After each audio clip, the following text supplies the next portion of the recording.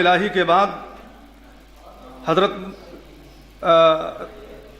सदर मोहतरम की सदारत में सबसे पहला मकाला शेख अब्दुर्रहमान लैसी हफीज़ुल्लाह पेश करेंगे और हर शख्स का अपना अपना टाइम मुतय्यन है। मैं गुजारिश करूंगा कि हजरात मकाला निगारान अपने वक्त ही के अंदर ख़त्म कर दें तो ये उनकी चाबुक दस्ती होगी और इस प्रोग्राम के साथ उनकी ख़ास रियायत होगी। तिलावत कलाम इलाही के लिए मैं आवाज़ दे रहा हूँ रहमतुल्लाह हाफिज़ रहमतुल्लाह को। वो तालिब इल्म हैं मदरसा मियाँ साहब के। अजीज़म तुम यहाँ आओ और तिलावत चंद आयात की तिलावत करो और उसके बाद फिर इस प्रोग्राम को बाकायदा चलाया जाए। आओ बेटे। अस्सलामु अलैकुम।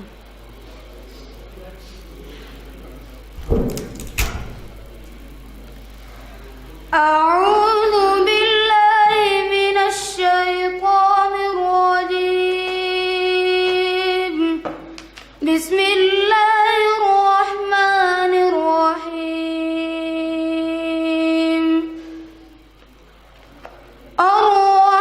अर्रहमान अल्लमल कुरआन खलक़ल इंसान अल्लमहुल बयान।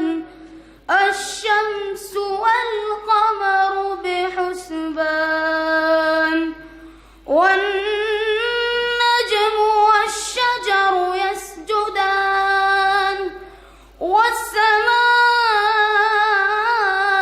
رفعها ووضع الميزان ألا تطغوا في الميزان وأقيموا الوزن بالقسط ولا تخسروا الميزان والأرض وضعها للأنام فيها فاكهة والنخل ذات الأكمام والحب ذو العصف والريحان فبأي آلاء ربكما تكذبان خلق الإنسان من صلصال كالفخار وخلق الجن من مارج من نار فبأي آلاء ربكما تكذبان رب المشرقين ورب المغربين فبأي آلاء ربكما تكذبان مرج البحرين يلتقيان بينهما برزخ لا يبغيان فبأي آلاء ربكما تكذبان يخرج منهما اللؤلؤ والمرجان فبأي آلاء ربكما تكذبان وله الجوار المنشآت في البحر كالأعلام فبأي آلاء ربكما تكذبان كل من عليها فان ويبقى وجه ربك ذو الجلال والإكرام فبأي آلاء ربكما تكذبان। किराम, इससे पहले कि संजीदा मकालात से आप फ़ायदा उठाएं, आपके दरमियान मेरी एक अदना हैसियत ایک نظم گو اور شاعر کی ہے، وہ چاہے جس درجے کے شاعر کی، اس لیے ضروری تھا کہ میں اس معتبر اجلاس کی مناسبت سے کوئی نظم لاؤں۔ تو میری نظم کے آپ اشعار ملاحظہ فرمائیں جو آفتاب ہماری کہکشاں کے اندر آفتاب و ماہتاب گزرے ہیں، اور اس کے اندر جو شموش و قمر تھے اور بہت سارے ایسے لوگ تھے کہ جن سے پوری تاریخ روشن ہے۔ تاریخ اسلام کے یہ سورما، یہ زبردست لوگ جو ہمارا اثاثہ ہیں، ہمارا ملی اثاثہ، ہمارا مسلکی اثاثہ ہیں، ان سارے لوگوں کی طرف تلمیح کی گئی ہے۔ ملاحظہ فرمائش ہے صدر محترم کہ زمانہ جب بھی کبھی تیرگی سے گزرا ہے، زمانہ جب بھی کبھی تیرگی سے گزرا ہے، ہوا ہے یوں بھی کہ پھر روشنی سے گزرا ہے۔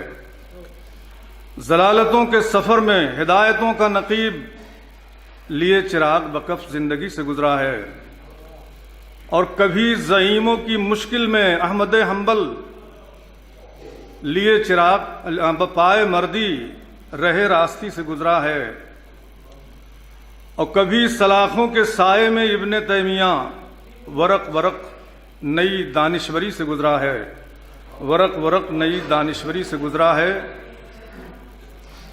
ملاحظہ فرمائیں کہ سجائے تشت میں گوہر مفسر ابن کثیر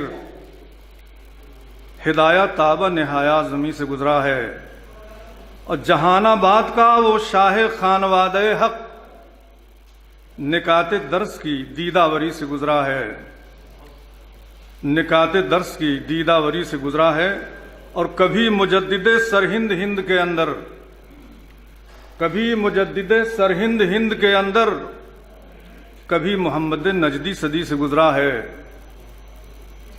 کہ سفر حیات کا زولیدہ دب گئے تھے نقوش، سفر حیات کا زولیدہ دب گئے تھے نقوش، ہٹا کے ریگے گراں آگہی سے گزرا ہے، ہٹا کے ریگے گراں آگہی سے گزرا ہے۔ اور ہوا وعینہ اگر مزمحل تو درعیہ فدائیت لیے وارفتگی سے گزرا ہے، فدائیت لیے وارفتگی سے گزرا ہے۔ اور وہ ایک ستارہ جبین یمن پہ شوکانی، وہ ایک ستارہ جبین یمن پہ شوکانی، درر کے گنجے گرام آئیگی سے گزرا ہے، درر کے گنجے گرام آئیگی سے گزرا ہے۔ کہ وہ ایک ستارہ جبین یمن پہ شوکانی، درر کے گنجے گرام آئیگی سے گزرا ہے، اور وہیں پہ جلوہ نما تھا سبل کا صنعانی، وہیں پہ جلوہ نما تھا سبل کا صنعانی، بلوغ علم کی تابندگی سے گزرا ہے، بلوغ علم کی تابندگی سے گزرا ہے۔ اور وفور علم سے لبریز دولت بھوپال، وفور علم سے لبریز دولت بھوپال، نظام حکم درخشندگی سے گزرا ہے، نظام حکم درخشندگی سے گزرا ہے۔ اور نگاہ و دل و نگاہ کا مرکز شہید بالا کوٹ، دل و نگاہ کا مرکز شہید بالا کوٹ، صلیب وقت کی بے دانشی سے گزرا ہے، صلیب وقت کی بے دانشی سے گزرا ہے۔ اور دلیل راہ بنی کہکشان صادق پور، دلیل راہ بنی کہکشان صادق پور، جنو دراصل یہی زندگی سے گزرا ہے، جنو دراصل یہی زندگی سے گزرا ہے۔ اور وہیں کہیں کوئی علم و ہنر کا شیخ الکل، وہیں کہیں کوئی علم و ہنر کا شیخ الکل، علوم دین کی مشاتگی سے گزرا ہے، علوم دین کی مشاتگی سے گزرا ہے۔ وہیں کہیں کوئی علم و ہنر کا شیخ الکل، علوم دین کی مشاتگی سے گزرا ہے۔ عرض کر دوں کہ شیخ الکل پہ میں نے مکمل نظم الگ سے لکھی ہے، لیکن میں نے مناسب سمجھا کہ پوری تاریخ پر ہلکی سی روشنی ڈالنے والی نظم آپ کے سامنے پیش کروں، جو میں نے صفا کالج میں محمد ابن عبدالوہاب نجدی پر جو سیمینار منعقد ہوا تھا اس میں پڑھی تھی۔ شیخ بدرالزمان بالی اور یعنی دکتر عبدالباری کو اعتراض تھا کہ اس میں بعض نام نہیں آئے ہیں، میں نے اس کو پورا کیا۔ وہیں کہیں کوئی علم و ہنر کا شیخ الکل علوم دین کی مشاتگی سے گزرا ہے، وہ بحر علم کا البانی زمانہ نہ پوچھ، وہ بحر علم کا البانی زمانہ نہ پوچھ کہ کس شعور کی غوطہ زنی سے گزرا ہے، اور صحیح و سقم پہ صدیوں سے جو وقوف نہ تھا، وہ دور بینی ظرف آگہی سے گزرا ہے، وہ دور بینی ظرف آگہی سے گزرا ہے۔ اور میں اپنے قبیل کے لوگوں کا بھی ذکر کروں کہ شعور و شعر کی منزل تھے مومن و حالی، شعور و شعر کی منزل تھے مومن و حالی، ادب حیات کا کس تازگی سے گزرا ہے، ادب حیات کا کس تازگی سے گزرا ہے۔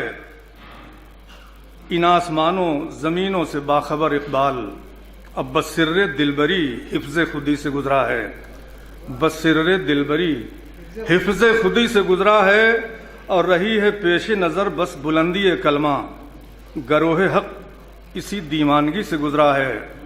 اور ہنر کی بزم میں آیا اثر تہی دامن، یہ کم نہیں یہاں فرزانگی سے گزرا ہے، یہ کم نہیں یہاں فرزانگی سے گزرا ہے۔ اور زمانہ جب بھی کبھی تیرگی سے گزرا ہے، ہوا ہے یوں بھی کہ پھر روشنی سے گزرا ہے۔ حضرات گرامی، آپ نے میری نظم سماعت فرمائی، آپ کی اس سنجیدہ سماعت پر تہہ دل سے آپ کا شکر گزار ہوں۔ اور اب میں یہ زرعی سلسلہ شروع کرنے جا رہا ہوں۔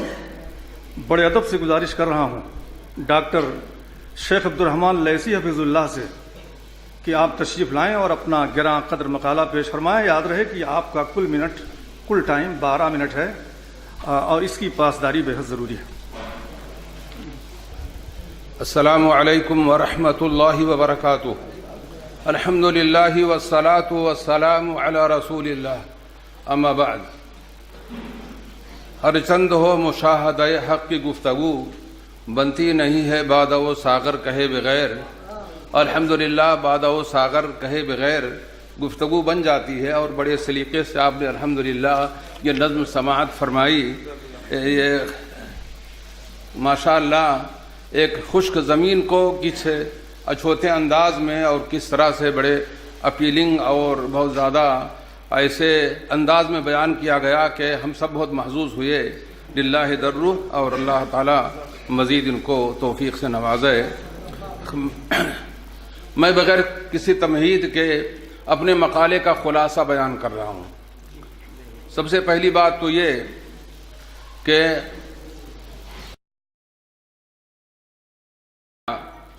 جو پکے موحد تھے اور اس کے ساتھ ساتھ شاعر تھے، یہ زمانہ کی ستم ظریفی ہے کہ ایک موحد شخص کو، وہ شخص جو تقلید کے بندھنوں سے آزاد ہو کر، جس نے شاہراہ سنت اختیار کی اور مصلح قوم بنا، مصلح نوشہروی کی طرح سے، الحمدللہ اس نے ایک سور پھونکا، مگر بڑا ہوشیار ہوتا ہے بکار خیش دیوانہ، ملا دیتا ہے ان کے ذکر میں اپنا بھی افسانہ۔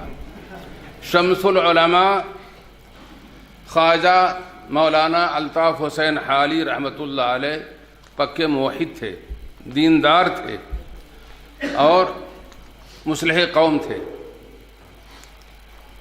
ان کے تذکرہ نگاروں نے ان کی شاعری کا بڑا ذکر کیا، ان کی شاعری کا بڑا شہرہ ہے، لیکن میاں صاحب رحمۃ اللہ علیہ سے شاگردی کا تذکرہ کم لوگوں نے کیا ہے۔ میرے خیال میں ان کی زندگی کا یہ گوشہ اس لائق ہے کہ اس کو نمایاں کیا جائے، اور ان کی زندگی پر گہری چھاپ دکھائی دیتی ہے محدث دہلوی رحمۃ اللہ علیہ کی۔ یہ نوجوان شخص 13-14 سال کی عمر میں، جبکہ گھر والوں نے اس کی شادی کر دی تھی، گھر سے طلب علم کے لیے بھاگا، پانی پت سے دہلی آیا اور یہاں کے علماء سے اس نے کسب فیض کیا۔ سید نذیر حسین صاحب محدث دہلوی رحمۃ اللہ علیہ کے سامنے زانوی تلمس طے کیا اور یہاں زندگی کے آداب سیکھے، اور یہیں سے یہ جذبہ پیدا ہوا کہ انہوں نے اسلام کو سمجھا، اور اسلام کے خلاف اس زمانے میں جب عیسائیوں نے، ہم لوگ اپنی زبان میں جن کو عیسائی کہتے ہیں لیکن دینی اصطلاح میں انہیں نصارہ یا نصرانی کہنا چاہیے، جب ان لوگوں نے بہت زیادہ طوفان مچایا تو حالی پہلا وہ شخص تھا جس نے قلم اٹھایا اور بہت سارے رسالوں کا جواب لکھا۔ میں نے اس میں یہ لکھا کہ میں نے حالی کا انتخاب کیوں کیا، ان کے اوپر کیوں مضمون لکھا تمہید کے بعد، اور اس کے بعد تو پتہ بھی نہیں تھا کہ حالی بھی میاں صاحب کے شاگرد، وہ تو ہے لیکن مجھ کو نہیں پتا۔ ہاں جی یہ بات افسوسناک ہے۔ وہ میں نے جو ذکر کیا کہ بہت سارے لوگوں نے ان کو خالص اور غالی حنفی کہا ہے، جبکہ انہوں نے اس کی تردید کی ہے، اور کچھ لوگوں نے، کچھ یاران طریقت نے ان کو سہروردی طریقے سے منسوب کر دیا کہ سہروردی تھے، صوفی تھے۔ یہ زمانہ کی ستم ظریفی ہے کہ اس ناحیے کو اجاگر نہیں کیا گیا ہے، میں نے اس کو اجاگر کرنے کی کوشش کی ہے۔ اسلام کا دفاع سن 1866 میں امام الدین نام کے ایک شخص نے نصرانیت یعنی عیسائیت قبول کر لی اور نصارہ یعنی عیسائیوں کا پرجوش مبلغ بن گیا۔ اس کا جواب انہوں نے لکھا، تریاق معصوم اور زبان اتنی پرکار اور سادہ تھی، اور اس طرح سے انہوں نے فطری اور منطقی انداز میں استدلال کیا، لب و لہجہ انتہائی سادہ، انداز بیان انتہائی سنجیدہ، استدلال فطری اور منطقی اور گرفت مضبوط تھی۔ یہ کتاب بہت زیادہ مقبول ہوئی۔ اسی طرح سے علامہ حالی کا ایک کارنامہ ہے، دوسری کتاب تاریخ محمدی اسی عیسائی کے جواب میں لکھی۔ تعلیم نسواں اور اس کے حقوق کے زبردست حامی تھے، اور انہوں نے بہت کچھ اس سلسلے میں نظمیں کہی ہیں، اور کس طریقے سے انہوں نے اعتدال باقی رکھا اس میدان میں کہ جہاں عورتوں کو تعلیم پر اور کسی حد تک آزادی پر ابھارا ہے، وہاں یہ بھی کہا ایسا نہ ہو مرد و عورت میں رہے باقی نہ فرق، تعلیم پا کر آدمی بننا تمہیں زیبا نہیں، یعنی ترجل سے روکا ہے عورتوں کی تعلیم کے مناد ہونے کے باوجود۔ اور اسی طریقے سے ان کے اور بہت ساری خصوصیات ہیں جن کو میں نے اس مقالے میں اجاگر کرنے کی کوشش کی ہے۔ خاص طریقے پر ان کی شاعری کے بارے میں نے کچھ نہیں لکھا ہے، اس طریقے سے اس وجہ سے کہ اس پہلو کو بہت زیادہ نمایاں کیا گیا ہے۔ اور اسی طریقے سے اور ان کے جو خصوصیات رہی ہیں، ان کی دینی حیثیت کیا تھی، اور لباس و پوشاک، وضع و قطع اور دوسرے خیالات و افکار کے اعتبار سے ان کی کیا حیثیت ہے، یہ ساری باتیں میں نے اپنے مقالے میں لکھی ہیں۔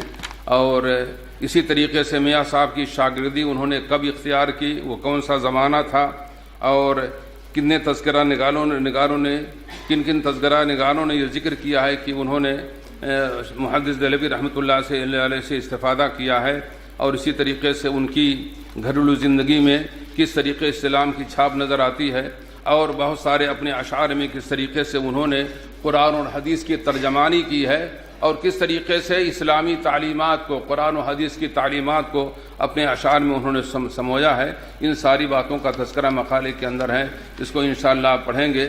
وقت کی تامانی اس بات کی اجازت نہیں دیتی ہے میں آپ کے سامنے کچھ پڑھوں۔ شاگردی کے زمانے کے سلسلے میں ایک بات جو بڑی تحقیق کے بعد مجھے معلوم ہوئی کہ علامہ حالی نے اپنی مختصر سوانح میں ذکر نہیں کیا ہے محدث دہلوی سے استفادہ کا۔ ایک تو ان کی اس پر کچھ لوگ یہ کہتے ہیں کہ انہوں نے محدث دہلوی سے استفادہ نہیں کیا تھا۔ سب سے پہلی بات ہوئی کہ بڑی اختصار اور جامعیت کے ساتھ انہوں نے اپنی سوانح حیات لکھی، اور اس میں بہت ساری ایسی باتیں انہوں نے چھوڑ دی ہیں جن سے خود پسندی کا گمان ہو سکتا تھا یا خود نمائی کا جذبہ ابھر سکتا تھا، اس لیے بڑے تواضع اور انکسار سے انہوں نے کام لیا ہے۔ مگر انہوں نے اگرچہ اس کا تذکرہ نہیں کیا ہے، لیکن خاص بات جو ان کے تذکرے میں نظر آتی ہے وہ قاری عبد الرحمن پانی پتی رحمۃ اللہ علیہ، جو میاں صاحب کے ہم سبق ساتھی تھے اور بڑے بے تکلف دوستوں میں سے تھے۔ جب ان کا انتقال ہوا تو یہ شاگرد خاص نے ان کے اوپر مرثیہ کہا اور بڑی تکلیف کا اظہار کیا۔ اس سے پتہ چلتا ہے. اور قاری عبد الرحمن پانی پتی رحمۃ اللہ علیہ یہ کافی مدت تک دہلی میں میاں صاحب کے ساتھ رہے اور ان کے لنگوٹیا یار تھے. یہ بات قابل ذکر ہے. اس طرح سے یہ ہو نہیں سکتا ہے کہ اپنے اس استاد سے گہرا تعلق رکھتے ہوئے وہ علامہ محدث دہلوی رحمۃ اللہ علیہ سے بالکل بے تعلق رہیں. یہ ساری باتیں اس مقالے میں ذکر کی گئی ہیں اور وقت کا خیال رکھتے ہوئے میں انہی باتوں پر اکتفا کرتا ہوں. اللہ تعالیٰ ظاہر کر دے. ہاں خیر الکلام مقل ودل. جی اگر اجازت ہو تو میں کچھ سنا دوں. جب ان کو شمس العلماء کا خطاب ملا جس کے لیے لوگ بڑی کوششیں کیا کرتے ہیں تو ان کو بڑی الجھن ہوئی اور اپنے صاحبزادے خواجہ سجاد حسین صاحب کو لکھا کہ اب اس خطاب کے ملنے کے بعد پانی پت میں جو اعلیٰ حکام وغیرہ آئیں گے اس میں انہیں شرکت کرنا ہوگی. بھلا میں کہاں اور یہ جھنجھٹ کہاں. لوگ ان کی تعریف میں مضمون اگر لکھتے یا کسی جلسے میں نظم پڑھتے یا تقریر کرتے مولانا بہت شرماتے تھے. اپنی عقیدت مندوں کو اکثر منع کر دیتے تھے کہ اس قسم کے مضامین نہ لکھا کریں. یہ ان کے تواضع انکسار پر میں نے لکھا ہے.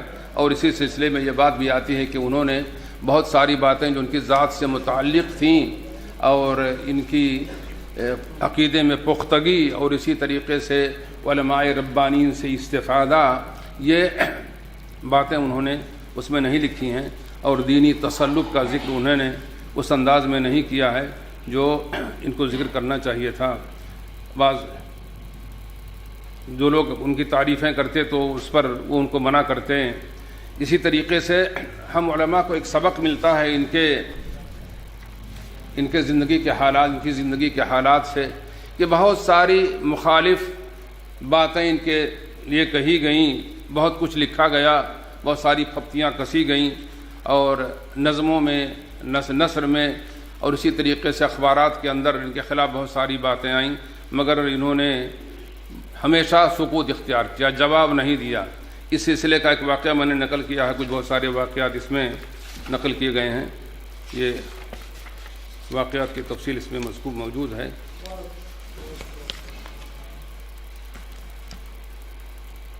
ایک مرتبہ پانی پت میں وہ تانگے میں بیٹھی کسی جگہ سے گزر رہے تھے.